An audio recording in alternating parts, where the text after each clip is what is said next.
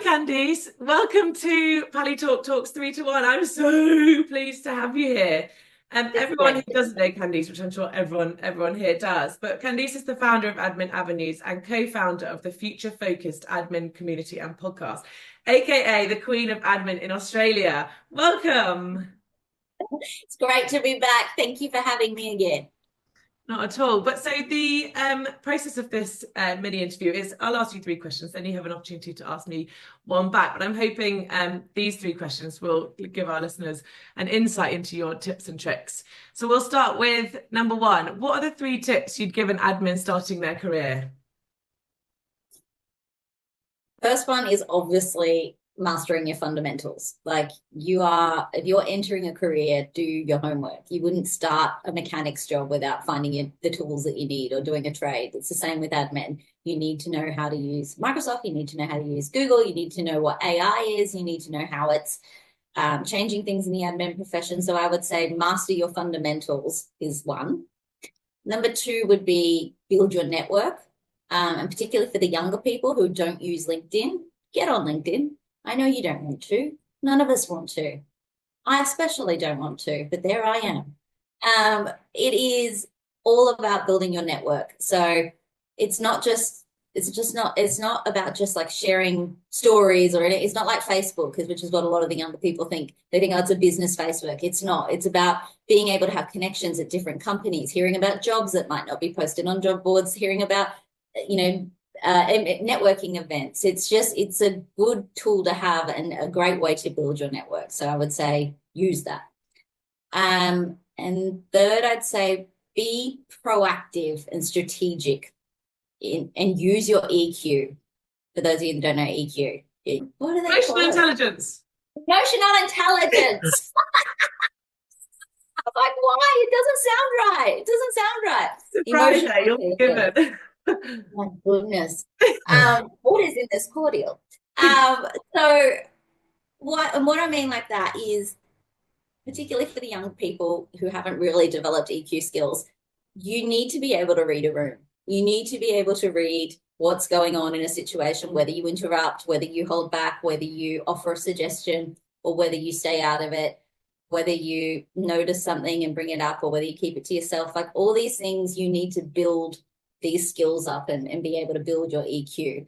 And it does come with, wow, Michael Schumacher just drove past, if you all heard that. That sounds like a McLaren F1 driving past.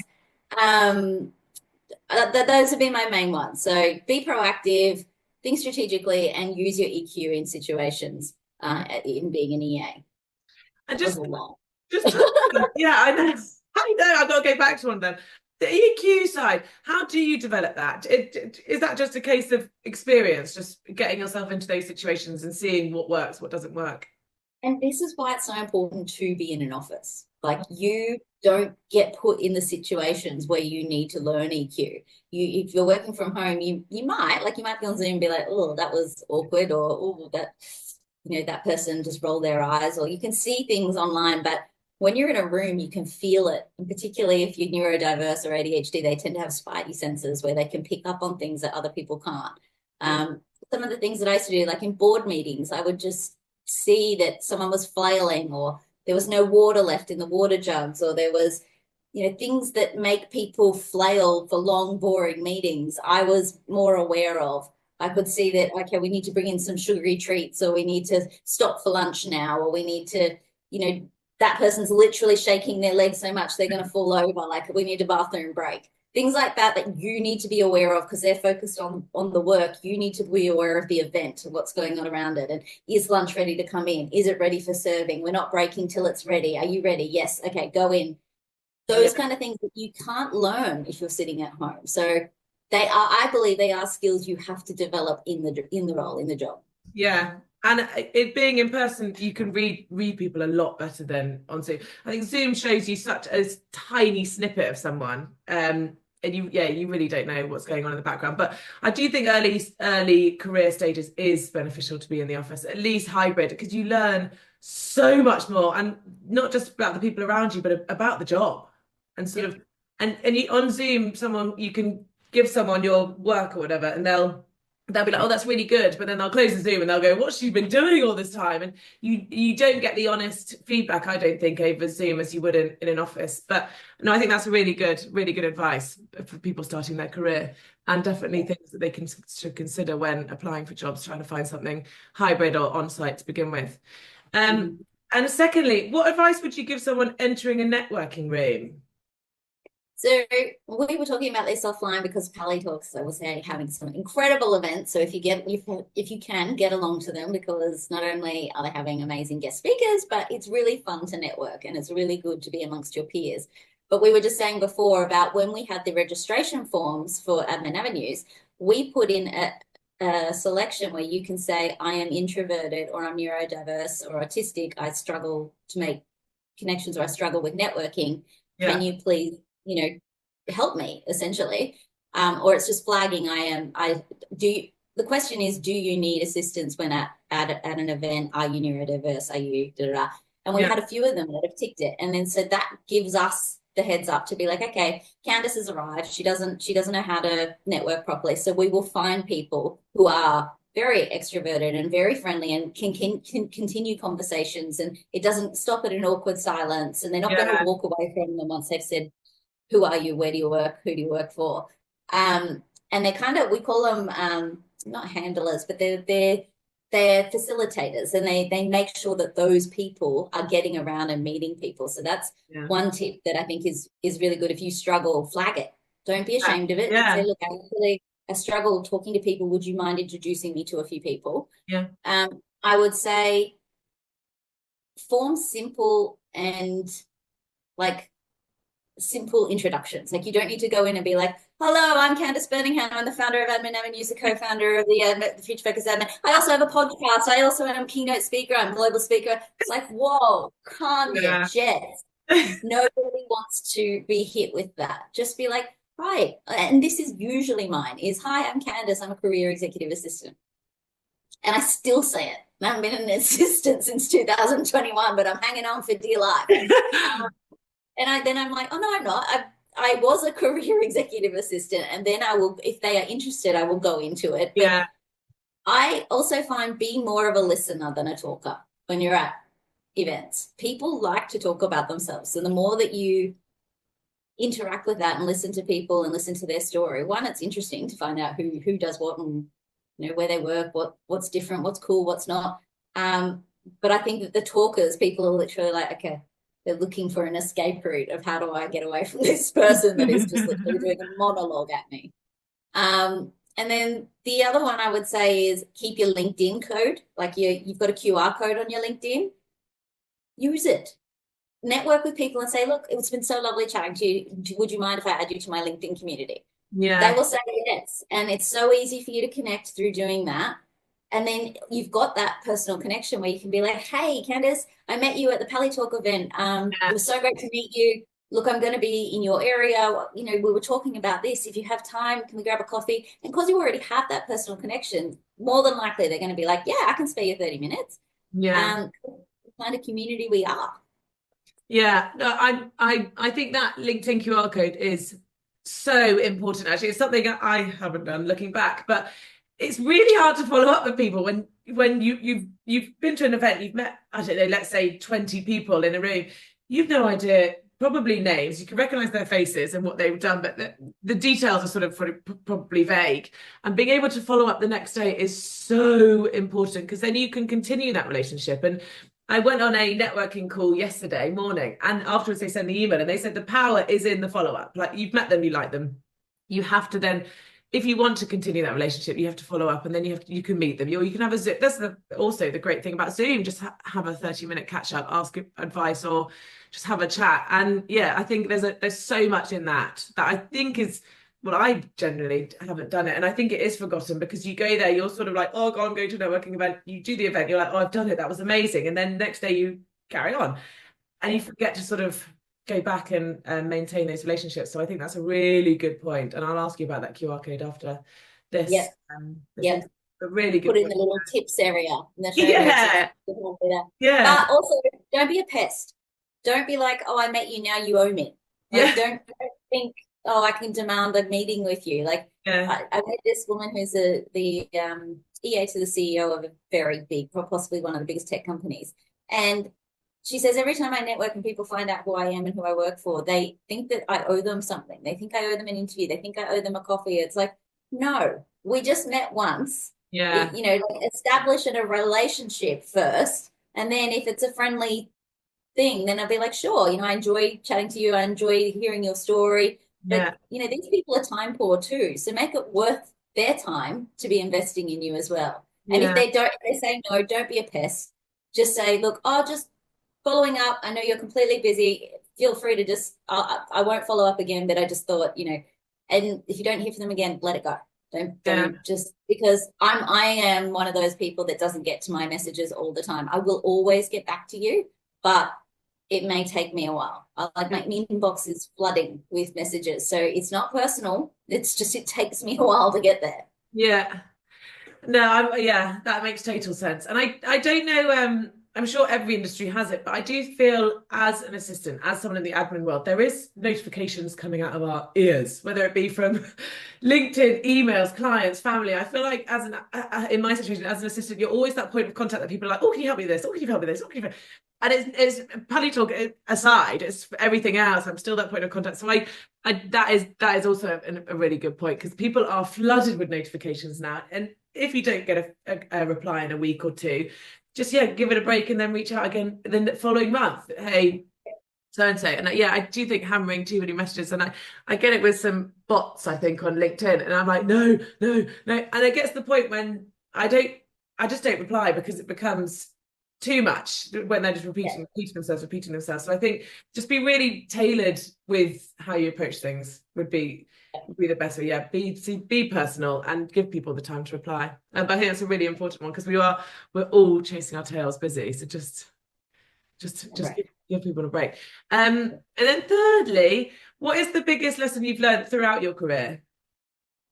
Anything is possible. People will tell you no. That's just the first answer.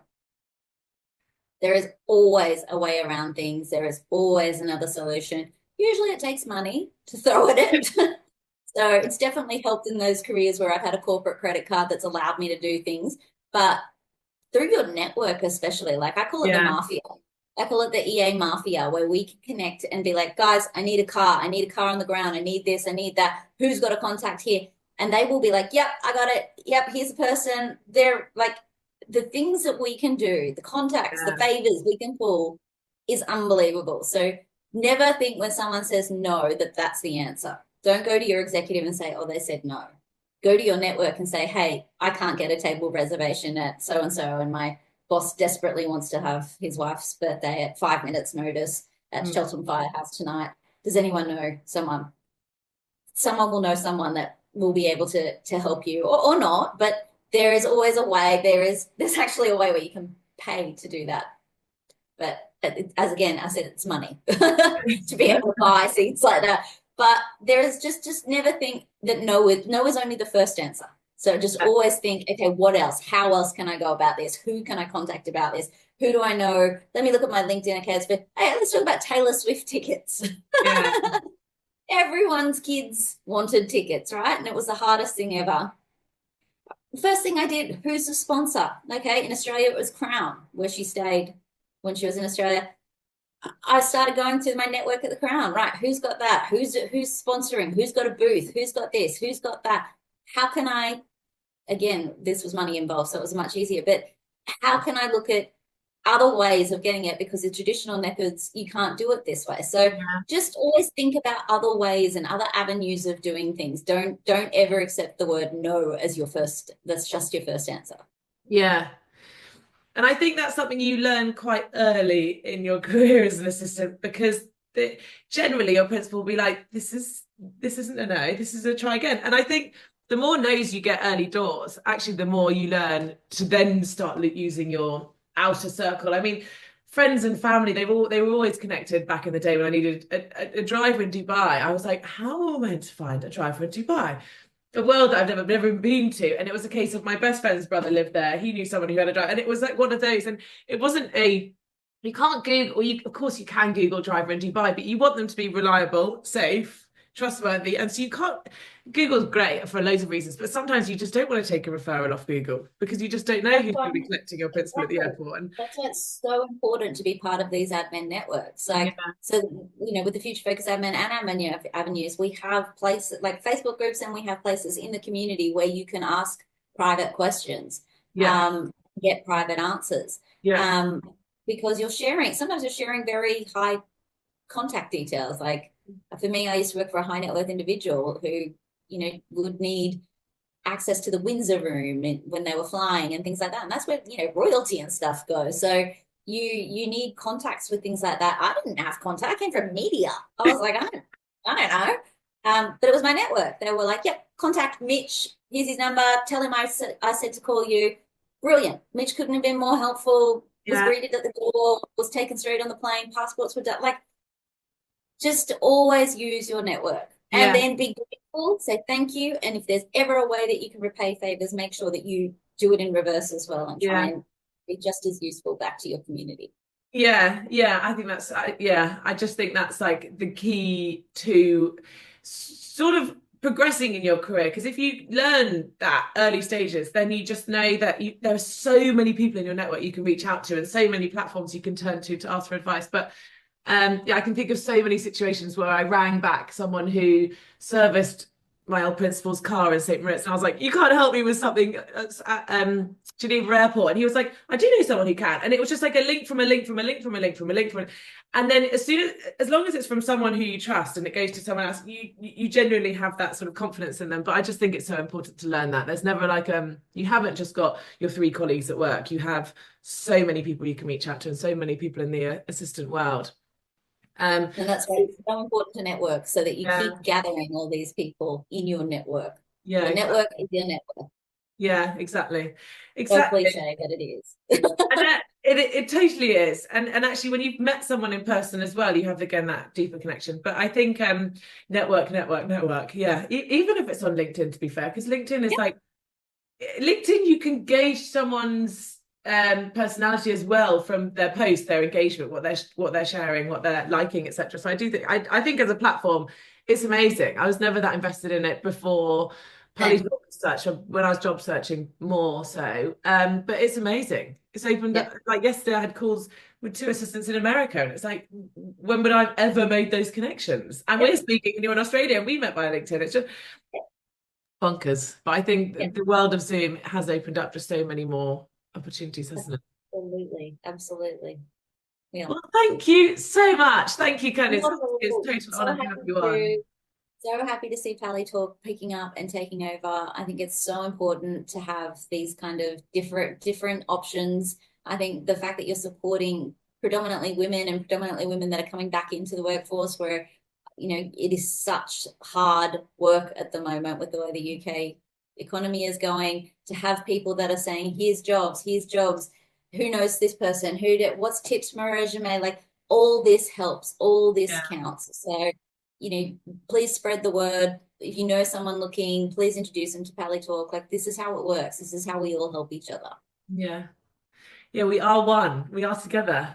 But no, thank you so much, and we hope to have you on again soon. Absolutely. I would love to.